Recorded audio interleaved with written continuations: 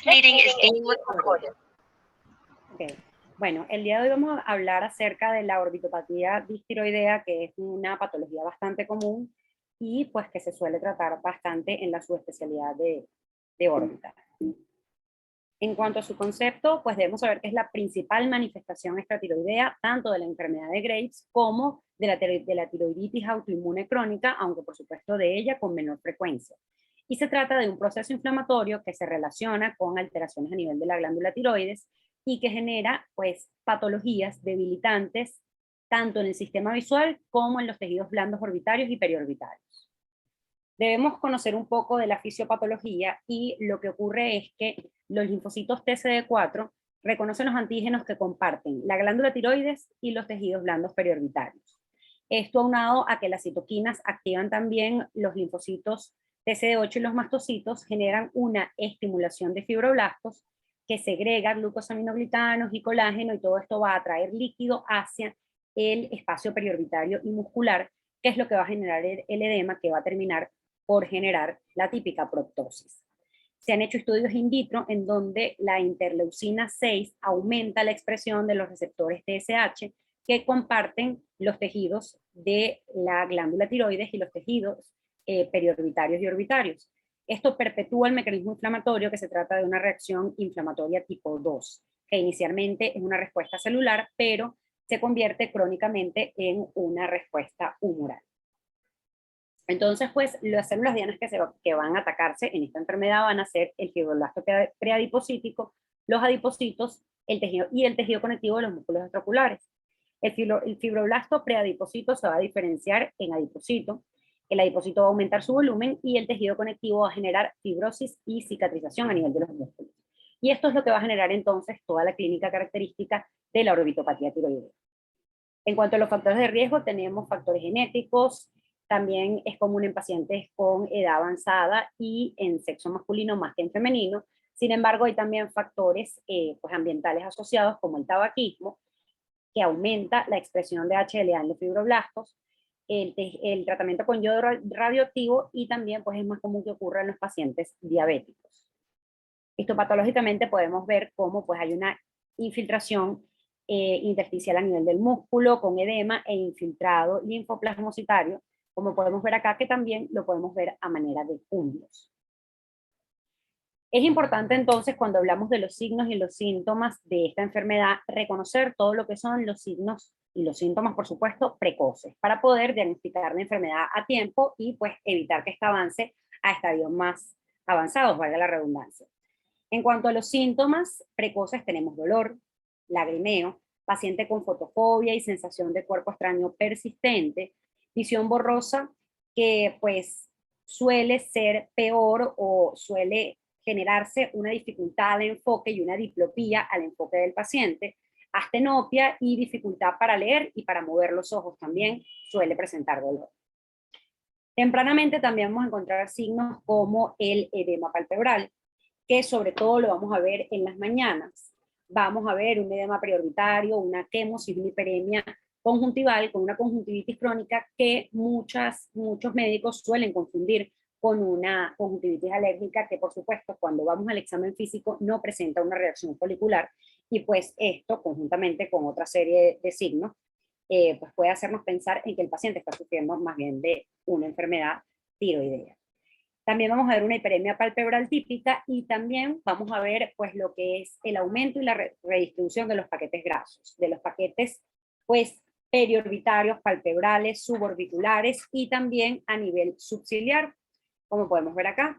También pues típicamente va a aumentar de volumen el paquete premalar, y pues esto nos va a generar entonces la fascie típica del paciente con una oftalmopatía tiroidea, y es allí cuando debemos actuar para que pues esto no avance a los signos que pues vamos a ver más adelante. Tenemos la retracción palpebral, que es uno de los signos más precoces y es pues la primera causa de consulta en estos pacientes.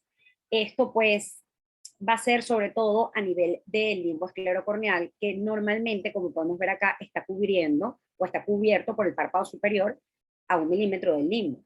pero en estos pacientes pues se va a exponer la esclera y es por esto que el paciente va a consultar.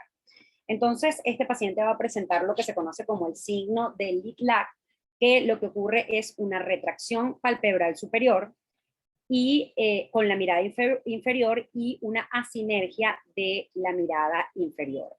Esto ocurre por una hiperfunción que va a haber a nivel del complejo del recto superior con el músculo elevador del párpado superior.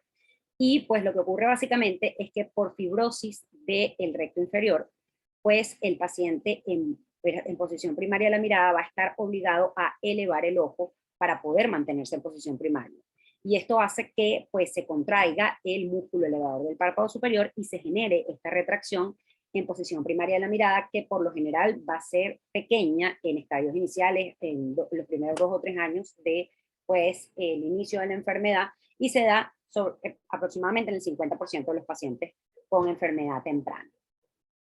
También, pues, por la proptosis puede incluso ocurrir una desinserción del elevador del párpado superior que termina por generar una ptosis, y pues este signo obviamente es un poco más tardío, pero pues debemos hacer un diagnóstico diferencial con miastenia gravis, que ocurre también producto de enfermedad tiroidea, y esto pues es un interesante diagnóstico diferencial a precisar.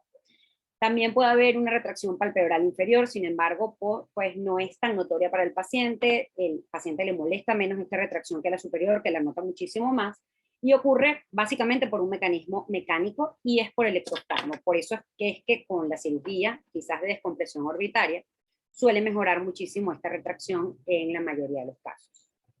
Luego tenemos la proptosis, que se trata de pues el signo universalmente conocido de esta patología, y pues ocurre solo del 40 al 65% de los casos.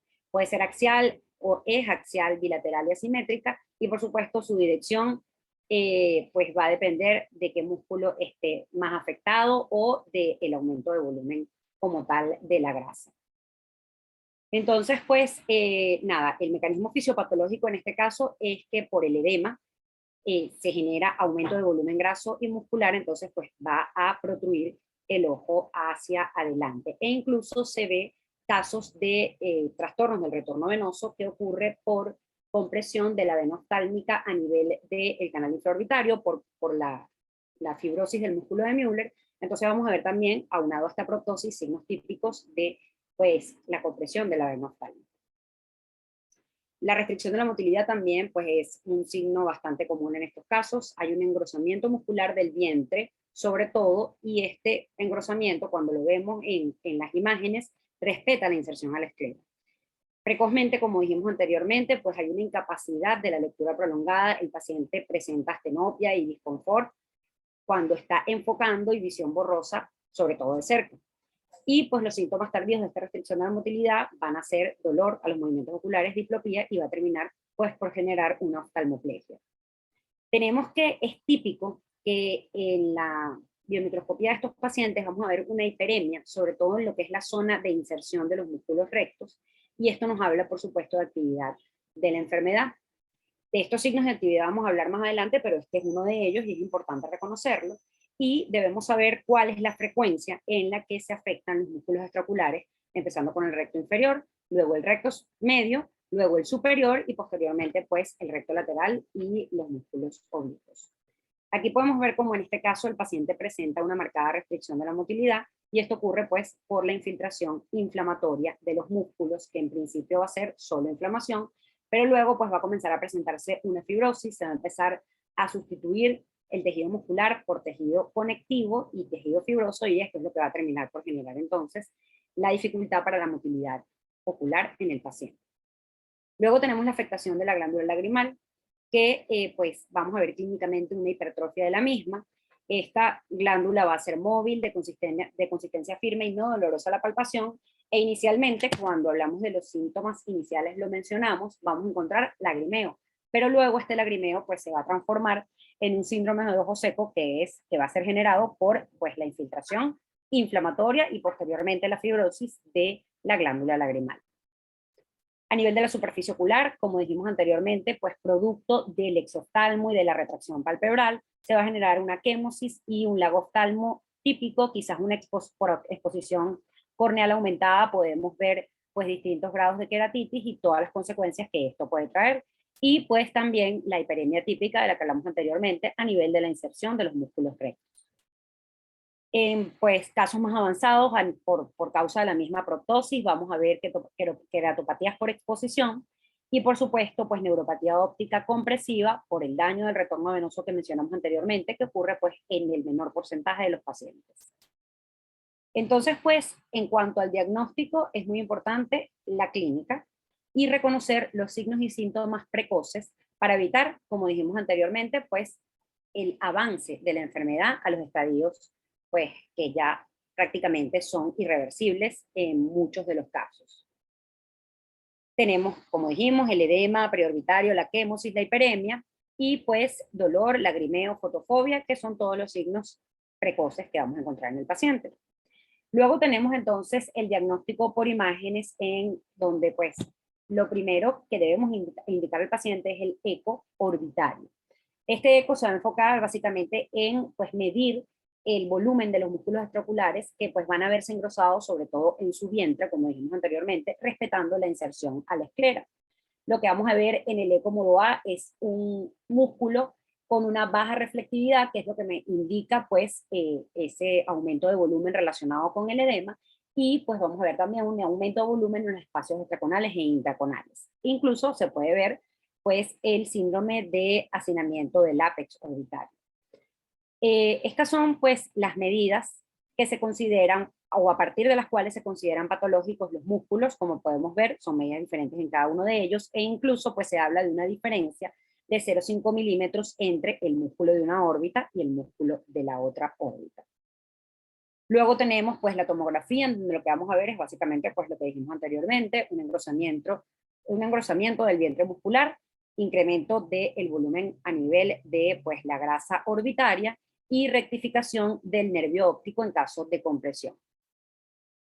En la resonancia lo que vamos a ver es en T2 una hiperintensidad del músculo que nos habla de una infiltración edematosa y pues en T1 lo que vamos a ver es un músculo que presenta lesiones endomusculares de pues características hiperintensas en un músculo que normalmente en este tipo de resonancia es iso o hipointenso, y esto nos habla entonces de una actividad en la inflamación. Y pues luego de hablar de todo lo que es el diagnóstico, que básicamente va a ser clínico, pero que nos podemos apoyar en las imágenes, pues debemos entrar en lo que es la clasificación, a partir de la cual vamos a brindar un tratamiento adecuado al paciente. Para ello tenemos dos sistemas de clasificación que se utilizan mundialmente, como es el CAS, que nos va a indicar la actividad clínica, y el sistema de clasificación de EUGOGO, que es el que nos habla de severidad. El CAS lo que nos ayuda, como dijimos anteriormente, es a clasificarlo en si hay o no actividad clínica en el paciente que estemos evaluando, y lo que vamos a ver va a ser básicamente, pues lo que vamos a evaluar van a ser básicamente estos ítems, ¿ok? Cuando hablamos de dolor retrovulvar espontáneo, de dolor con los movimientos oculares, de eritema palpebral e hiperemia conjuntival, de edema a nivel de la canúncula, del párpado de la conjuntiva, o de incremento de la proptosis de más de 2 milímetros en un periodo de 1 a 3 meses, al igual que disminución de los movimientos oculares en este mismo periodo, pues todo esto son signos que nos hablan de actividad. En este sistema cada signo nos va a dar un punto y estos puntos se van sumando con un total de 10 puntos, que cuando hay 4 o más puntos o 4 o más signos presentes en el paciente hablamos de una orbitopatía activa, mientras que si hay 4 o menos hablamos de una orbitopatía inactiva.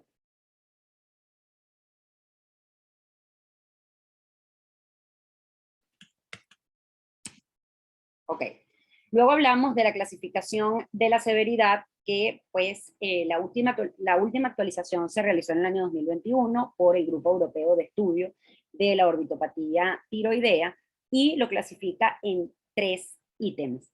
El paciente con una orbitopatía leve, que se trata de un paciente cuya patología tiene un menor impacto sobre la calidad de vida y que no requiere ni inmunomodulación ni tratamiento quirúrgico.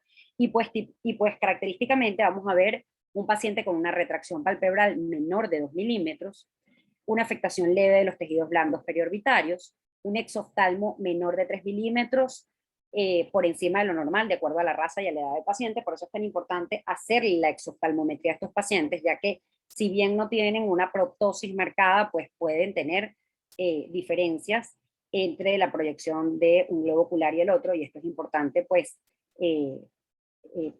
registrarlo. Y pues también el paciente con diplopía o con exposición corneal nula que responde a lubricantes. Luego tenemos la enfermedad que va de moderada a grave, que se trata de un paciente en el cual sí se ve más afectada la calidad de vida, y en este caso la inmunosupresión y la terapia o la intervención quirúrgica está indicada, en caso por supuesto de que esté inactiva la enfermedad. Y los signos clínicos son que la retracción palpebral en este caso sea mayor de 2 milímetros, la afectación de los tejidos blandos prioritarios sea de moderada o grave, que el exoftalmo sea mayor de 3 milímetros por encima de lo normal y una diplopía inconstante o constante. Y por supuesto, los casos que amenazan la visión se trata de los pacientes con neuropatía óptica compresiva o con pues, una exposición corneal que genere una amenaza para pues, la salud visual del paciente. Luego pues vamos a hablar del tratamiento en el cual, según pues este mismo grupo de estudio, va a ser individual según cada caso y existen protocolos o algoritmos de manejo para la enfermedad leve, para la enfermedad moderada a grave con una primera y una segunda línea de tratamiento y para la enfermedad que pone en peligro la visión. Entonces cuando hablamos de orbitopatía leve, pues hay medidas generales descritas como abstenerse de fumar, ya que como vimos el tabaquismo se trata de un factor de riesgo importante, el tratamiento de la disfunción tiroidea, buscar y tratar los signos y síntomas de ojo seco, y para ello tenemos un tratamiento local, en donde vamos a utilizar lubricantes, por supuesto, y esteroides tópicos en los casos en los que veamos signos de actividad.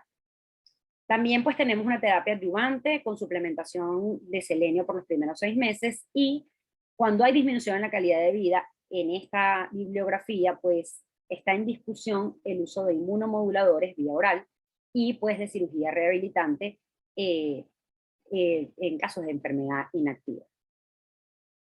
Luego tenemos la enfermedad de moderada a severa, en donde la primera línea de tratamiento va a ser el esteroide vía endovenosa. Tenemos un esquema con 0.5 miligramos de metilprednisolona vía endovenosa a la semana por 6 semanas con 0.72 gramos al día de micofenolato. Si el paciente responde bien, bajamos la dosis a 0.25 miligramos endovenosos de metilprednisolona a la semana, y la de micofenolato la mantenemos. Y pues si el paciente no responde o se deteriora pues la clínica del paciente, pasamos a la segunda línea de tratamiento. Luego, pues, si el paciente obtenemos otra modalidad de tratamiento en donde solamente se utiliza metilprednisolona vía endovenosa, 0.75 miligramos por 6 semanas, un poco más de esteroide cuando no se le asocia micofenolato. Si el paciente responde bien, bajamos esta dosis, y si el paciente no responde, pasamos a la segunda línea de tratamiento. La segunda línea de tratamiento, entonces, pues se basa en la terapia biológica, en donde pues cada uno de los tipos de terapia biológica ha sido estudiada a cabalidad. Sin embargo, el tocilizumab es el más utilizado actualmente y es el estudiado por el doctor Pérez Moreira, estudio del que vamos a hablar a continuación. Y también se describe radioterapia orbitaria asociada a corticosteroides, prednisolona asociada a ciclosporina o azatioprina, y pues incluso probar con un segundo ciclo de esteroides vía endovenosa. En este estudio realizado por el doctor Pérez Moreira y pues, colaboradores en el año 2021, pues ellos evaluaron la eficacia del uso de tocilizumab para el tratamiento de la orbitopatía tiroidea. Estudiaron entonces retrospectivamente a los pacientes entre noviembre del 2009 y diciembre del 2018 y se examinaron en total 114 pacientes, obteniendo como resultados que se reportaron cambios en la puntuación de la actividad clínica utilizando pues, el tratamiento con tocilizumab y mejorías significativas en estos signos clínicos, lo que generó como conclusión que pues en un curso de al menos 4 meses, la terapia con tocilizumab generó un beneficio para los pacientes con orbitopatía tiroidea activa. Luego tenemos el esquema o el protocolo de tratamiento para la orbitopatía que pone en peligro la visión, en donde se utiliza metilprednisolona también, en dosis de 0.5 a 1 gramos en dosis única, pero lo vamos a utilizar en esta ocasión interdiaria por 3 días o durante 3 días consecutivos. Hay que hacer una monitorización diaria de este paciente y luego de una semana pues se evalúa si se puede continuar con el tratamiento o no. Si hay buena respuesta, se disminuye un poco la dosis y si hay mala respuesta o la clínica se deteriora, hay que hacer una descompresión orbitaria de emergencia. Mientras que si no hay ninguna respuesta, pues se hace una descompresión orbitaria luego de esta monitorización diaria sin necesidad de esperar a la semana. Y pues luego hablamos del tratamiento quirúrgico que siempre se debe indicar en caso de enfermedad inactiva, pero por supuesto este va a ser individual según cada caso. Una vez que evaluemos al paciente y veamos cuáles son los signos clínicos que está presentando, pues podemos hacer procedimientos palpebrales como cantoplastia, resección del elevador, blefaroplastias y lipectomías. Y pues pasamos entonces a hablar de lo que es la descompresión orbitaria. Pues en primer lugar, debemos saber que esto es un tratamiento que muchos autores indican como tratamiento de inicio y que luego de esta descompresión, pues se ve o se evalúa cuáles son los signos que están molestando al paciente o qué es lo que la clínica que queda en el paciente y se resuelve quirúrgicamente. Pero muchos autores también dicen que se deja para un último paso. Sin embargo, pues lo que se hace es una lipectomía, inicialmente del cuadrante superinterno de la órbita, también se reseca todo lo que es la grasa preseptal para en los casos avanzados o los casos más avanzados hacer osteotomías de la pared etmoidal o del piso de la órbita, como podemos ver. Luego tenemos pues las blefaroplastias asociadas a lipectomías subciliares, que por lo general los autores que hablan de una descompresión orbitaria de inicio, pues asocian esta descompresión a las blefaroplastias o a los procedimientos palpebrales necesarios para pues devolver al paciente una calidad de vida. Como podemos ver aquí, este es un antes y un después de una blefaroplastia con lipectomía subciliar y pues en este caso no se hizo la descompresión orbitaria y pues fue suficiente con el procedimiento palpebral para solucionar el problema del paciente. Luego hablamos de la rehabilitación quirúrgica con relación a la retracción palpebral, en donde el procedimiento que más se realiza es la müllerectomía y posteriormente, la mayoría de los autores lo dejan como una última cirugía, se pasa a la rehabilitación quirúrgica de la restricción de los movimientos oculares, en donde cuando hablamos de cirugía de estrabismo, pues por lo general se trata de un procedimiento debilitante que pues nos va a ayudar a mejorar lo que genera la fibrosis de los músculos. Y bueno, muchas gracias.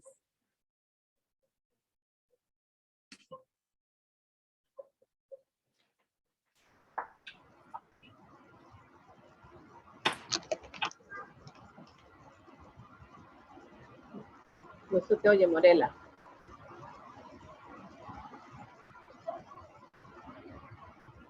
¿Ya? ¿Ahora? Sí, ahora sí. Okay.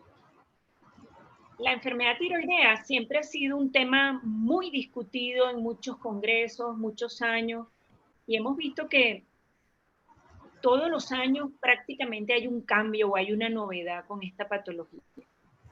Una de las cosas importantes, y quisiera que todos anotaran de una vez, que esta es llamada una orbitopatía distiroidea. ¿Por qué? Porque estos son pacientes que hemos visto que a veces están hipertiroideos, hipotiroideos o eutiroideos. Entonces ya el término de orbitopatía tiroidea como tal no se usa, sino que se habla de distiroidea. Es importante que lo anoten y de esa manera lo comencemos a llamar hoy en día. Evidentemente esto es una enfermedad donde el diagnóstico, quien lo hace por primera vez es el oftalmólogo. Nosotros muchas veces somos el primer médico que ve a estos pacientes y haciendo una buena evaluación clínica y de imágenes, pues podemos llegar a este diagnóstico. Es importante también apoyarnos un poco en la parte de laboratorio y en estos pacientes siempre es bueno hacer la medición de autoanticuerpos, ¿ok? Antiperoxidasa, antitiroglobulina y los antirreceptores TSH, que para mí son de verdad de crucial importancia en estos pacientes para uno poder hacer el diagnóstico de la enfermedad. Se dice que esta enfermedad muchas veces, una parte de su discusión es que muchas personas o muchos colegas dicen que esto es parecer a una miositis. Y como es una enfermedad donde los autoanticuerpos tienen mucho que ver, también se le ha relacionado mucho con la artritis reumatoidea. Entonces se sabe que en algunos pacientes donde el diagnóstico es difícil, donde la clínica no nos habla mucho, donde el laboratorio no es concluyente y la resonancia muchas veces lo que vemos es una miositis como tal, muchas veces en casos refractarios a tratamiento o donde hay dudas en cuanto al diagnóstico, pues en estos pacientes a veces se impone la biopsia muscular, porque a veces es la única manera de nosotros llegar a un diagnóstico definitivo. Pero gracias a Dios eso no es lo común. Y hemos visto pues que hoy en día la terapia de esta patología ha avanzado muchísimo. Inclusive les comento que a partir de que empezó el COVID, se ha visto un repunte de estas enfermedades tiroideas, pero de una manera exorbitante a nivel mundial. Y se piensa que como el COVID es una enfermedad inmune, que al final ataca nuestro sistema inmunológico, hemos visto que el aumento del estrés que nos ha llevado la pandemia y este post-COVID pues ha hecho que esta enfermedad salga como a relucir últimamente cuando estaba medio apagada hace unos años atrás. Una cosa importante que dijo María, que los estudios y los trabajos presentados por el doctor Pérez Moreira, yo creo que es una de las, vamos a decir, autoridades en este tema. Y comentándole, bueno, después estuve leyendo unos trabajos al respecto y resulta que el doctor Pérez Moreira ya tiene 3 años que no usa tocilizumab, porque resulta que ha encontrado un anticuerpo monoclonal humano, que es el sarilumab, que tiene 8 veces la acción del tocilizumab. Entonces él tiene ya 3 años usando esta medicación subcutánea con una expectativa para estos pacientes excelente y con la gran ventaja de que el gobierno español paga este tratamiento, o sea, paga la seguridad social, hace todo el tratamiento y se lo paga al paciente. Lastimosamente, ese esquema que presentó María de todo ese tratamiento, que es lo que presenta la EUGOGO, que ponemos esteroides a bajas, altas dosis, lo quitamos, ponemos micofenolato, después metrotexate, hacemos radioterapia. El tratamiento de la oftalmopatía distiroidea siempre ha sido un tirándola a pegar. Si no me sirvió esto, uso esto, y si no esto. Y eso es lo que hemos visto durante todos estos años. Y es una de las cosas que pelea el doctor Pérez Moreira y dice, señores, si está comprobado que la citoquina IL-6 es la que está produciendo toda esta patología y tenemos un anticuerpo monoclonal, que es la terapia biológica, que combate la inflamación, entonces él deja de un lado todos estos esteroides y micofenolatos que él dice que a la larga, por ejemplo, el selenio, hay muchos países todavía usando selenio cuando él dice que eso es una atrocidad, que no se debe usar, eso ya es obsoleto, pero la UGOGO todavía es una lucha que tiene por Pérez Moreira, prácticamente con él, porque con más nadie, donde ellos imponen todavía unas terapias y unos esquemas de tratamiento que realmente, si nosotros en los países tercermundistas tuviésemos terapia biológica, pues estuviésemos apostando a que ese es nuestro futuro. Pero lamentablemente es difícil que esto llegue al país, es difícil conseguirla, y pues nosotros seguimos con nuestros esquemas anteriores de esteroides, metotrexate, radioterapia, que no son malos, en algunos pacientes responden, pero en otros hace que la patología se vuelva refractaria y de más difícil tratamiento. Entonces, yo creo que aquí, una vez que tengamos el diagnóstico, que podamos ver dónde ubicamos al paciente, si es activo o inactivo, ofrecerle pues la terapia adecuada. Hoy en día, el doctor Pérez Moreira decía que él tenía tiempo que ya no hacía descompresiones, porque desde que usa terapia biológica, dice que ya no volvió a hacer, pero no, hemos visto que muchos de estos pacientes hace años ya pasaron a fase inactiva y hay que ayudarlos con un tratamiento quirúrgico, que en este caso la descompresión pues es el ideal, sobre todo cuando hay un problema muscular importante y crónico fibrótico, y complementamos con la cirugía de párpado. Muchos colegas hacen las dos cosas al mismo tiempo, hacen una descompresión y hacen cirugía palpebral y dejamos el estrabismo para un tercer tiempo, porque eso sí es más difícil remedirlo, ya que el párpado necesita estar en una buena posición para nosotros tener una exacta medición del estrabismo. Hay quienes duermen al paciente, le hacen una descompresión, esperan que se despierte y después cuando se recupera le hacen los párpados. Yo de verdad que nosotros no hemos llegado a ese punto. Nosotros hacemos descompresión y podemos hacer un complemento de párpado, una lipectomía, una blefaroplastia y va muy bien.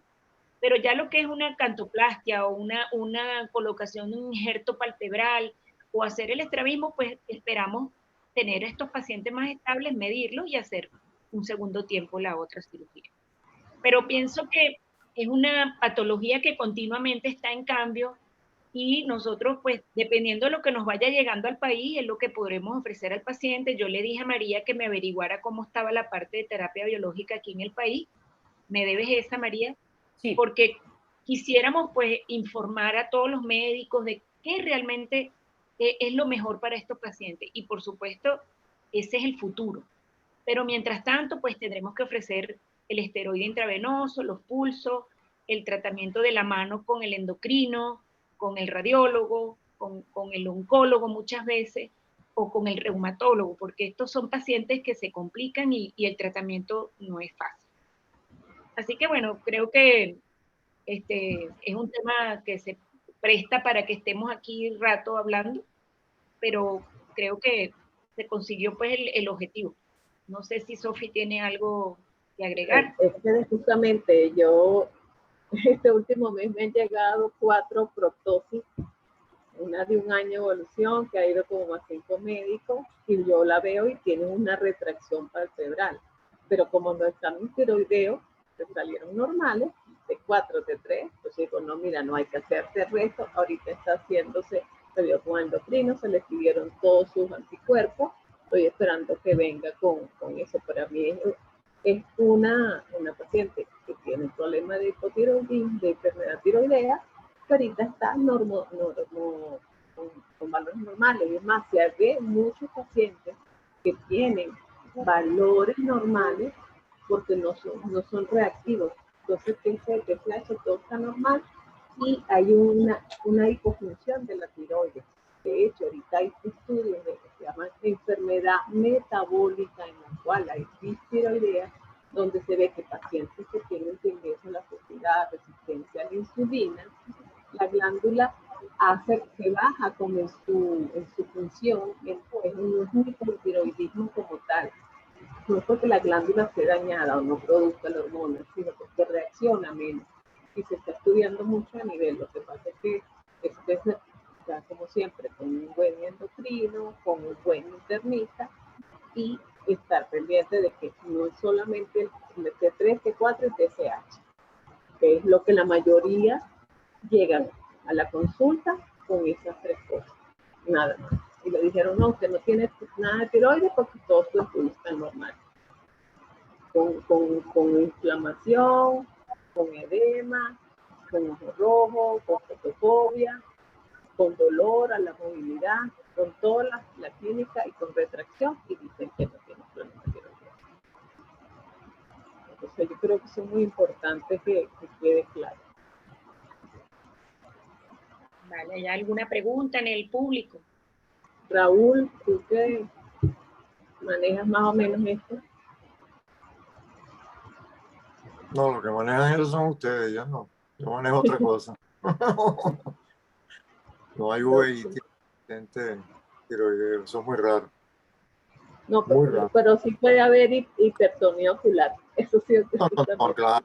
No. Y mixto hay enfermedades inmunológicas, por supuesto, mixto, ¿no? Patología tiroidea con...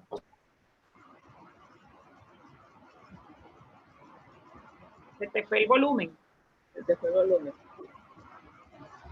Se te fue el volumen. ¿Ahora me oyes? Sí, ahora sí. Sí, no, esto decía que no, o sea, que no, eso no es frecuente en el paciente con uveitis, pero sí los pacientes distiroideos, pues, que en un momento, como decías tú, que pueden estar eutiroideos por los exámenes, pero que tienen enfermedades inmunológicas, cualquier cantidad, y se asocia entonces a los cuadros de uveitis, que, bueno, eso sí ya son cosas bien feitas, ¿no? Pero sí existe. Pero no como por enfermedad tiroidea, eso es rarísimo, asociados, ¿ok? hay algo que quería añadir, y es que el doctor Martín Devoto en Argentina es uno de los grandes pioneros también en la descompresión orbital vía endoscópica. Entonces, realmente con unos resultados fabulosos, sobre todo con la descompresión del etmoides, del seno etmoidal, por supuesto en los casos donde el recto interno sea el causante del exoftalmo. Nosotros, mi experiencia es haciéndola, vamos a decir, macro, quirúrgicamente, y casi siempre es el seno etmoidal y el piso orbital lo descomprimimos, sobre todo en pacientes que son muy crónicos con una hipertrofia de los músculos extraculares mencionados importante. Estos pacientes van muy bien, de verdad. Es una cirugía un poco cruenta, por eso que la endoscopia en eso ha ganado terreno, porque es una cirugía mucho más limpia. Pero bueno, por los momentos vamos poco a poco, ¿no? Nosotros en el instituto por los momentos hacemos descompresiones convencionales con una buena respuesta y una buena postoperatorio un poco, vamos a decir, sí, inflamados, morados, hematomas, es un poco maluco, pero realmente creo que es hoy en día una de las soluciones a estos pacientes para que vuelvan a tener una vida normal y corriente, y por lo menos buscan funcional y estéticamente mejor. Bueno, nada, gracias María una vez más, y bueno, estará todo el mundo pendiente de hacer un CAS todo el tiempo en ese consultorio, porque es una manera muy sencilla de hacer el diagnóstico de estos pacientes y podemos de una vez catalogarlos y ofrecerles un tratamiento a tiempo, que es lo importante. ¿Sí?